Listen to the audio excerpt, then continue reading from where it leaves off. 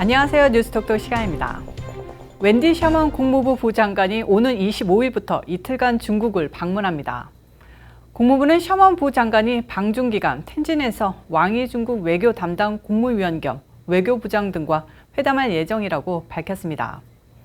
셔먼 부장관은 지난 18일 일본을 시작으로 아시아 3개국을 순방 중이며 일본에 이어 한국을 방문한 뒤 25일까지 몽골에 머물 예정입니다. 언론에 따르면 셔먼 부장관은 조 바이든 미국 행정부 출범 후 중국을 방문하는 최고위 인사입니다. 바이든 행정부는 대중 강경 기조를 이어가는 듯 보이지만 중국과의 화해에도 노력 중입니다. 국무부는 셔먼 부장관이 미국의 이해 관계에 부합하는 영역과 중국의 행동이 심각한 우려를 낳는 영역을 두고 협의할 것이라면서 양국 관계를 책임 있게 관리하고 미국의 이익과 가치를 증진하기 위한 솔직한 의견 교환 노력의 일환이라고 설명했습니다. 일각에서는 셔먼 부장관이 방중 기간 중 왕이 외교부 부장의 영접을 받을 수도 있다고 전했습니다. 이는 토니 블링컨 국무장관과의 회담, 시진핑 주석과 바이든 대통령의 정상회담을 위한 정지 작업의 가능성까지 열게 되는 토대가 될 것으로 보입니다. 한편 외교가에서는 오는 10월 말 이탈리아 로마에서 열리는 주요 20개국 정상회의에서 미중 정상회담이 있을 것이라는 관측이 나오고 있습니다. 상원의회에서 민주당과 공화당 의원들이 손잡고 대통령의 무력 사용권에 제한을 거는 방안을 추진하고 나섰습니다. 민주당 크리스 머피, 공화당 마이크 리, 무소속 버니 샌더스 등 3명의 상원의원은 20일 국가 비상사태 선언 및 무력 사용, 무기 판매 등에 있어 의회의 승인권을 확대하는 법안을 공개했습니다. 법안은 1973년 만들어진 전쟁권한법을 대체하는 것으로 행정부가 군사행동에 나서기에 앞서 의회의 승인을 받아야 하는 상황을 엄격하게 명시했습니다. 특히 전투, 즉 허스틸리티스의 의미를 지상전에 한정해 적용하던 관행을 대신해 이를 원격 혹은 직접적인 무력 사용과 관계되는 모든 행위로 확대 정의한 점이 눈에 띕니다. 또한 대통령이 이 같은 전투 행위에 관여하는 기간을 기존 60일에서 20일로 줄이고 대통령이 의회 동의를 받지 못할 경우 이에 대한 자금 지원 역시 이에 맞춰 축소하도록 했습니다. 이와 함께 법안은 행정부가 대량의 무기 판매를 결정하고 국가 위기 상황을 선언할 때에도 의회의 사전투표를 거치도록 했는데요. 현재는 의회의 기한이 제한된 사후 거부권만 있습니다.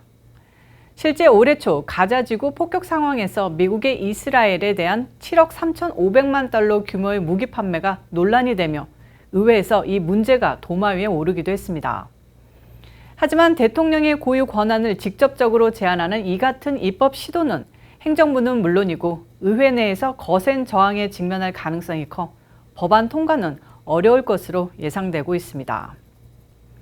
지난해 코로나 사태로 야기된 자가격리로 외출을 못하면서 많은 사람들이 집에서 온라인 동영상이나 게임 등의 시간을 보냈었죠. 코로나 사태의 여파로 지난해 폭풍 성장했던 세계 최대 온라인 동영상 서비스 업체 넷플릭스를 모르시는 분이 없으실 텐데요. 넷플릭스가 올해 2분기 실적 발표에서 실망스러운 성적표를 내놨습니다. 코로나 사태가 진정돼 재택근무가 종료되고 온라인 동영상 서비스 OTT 플랫폼 간 경쟁이 치열해지면서 넷플릭스의 가입자가 크게 감소한 것으로 보입니다. 넷플릭스는 2분기 신규 유료 가입자는 154만 명, 매출은 작년 같은 기간보다 19% 늘어난 73억 4,178만 달러를 거둬들였다고 발표했습니다. 매출과 순이익 유료 구독자가 조금 늘었지만 넷플릭스의 성장세의 둔화가 확연해진 것으로 분석하고 있습니다. 2분기 신규 가입자 154만 명은 2017년 이후 분기 기준으로 최저치이고 특히 미국과 캐나다에서 43만 명이 넷플릭스 구독을 해지한 것으로 나타났습니다. 연속으로 세계 100만 명 이상이 가입했던 작년 1, 2분기나 390만 명이 새로 유입된 올해 1분기와 비교하면 초라한 성적표란 지적이 나오고 있습니다. 한편 애플은 애플 TV용 콘텐츠 제작을 강화하기 위해 미국 할리우드 대형 부지를 물색하는 등 다양한 OTT 업체들이 생존 전략을 모색하고 있는 것으로 나타났습니다. 이외에도 아마존 프라임, 디즈니 플러스 등도 다양한 서비스 제공을 하며 OTT 업체들의 전쟁이 한층 격화되고 있습니다.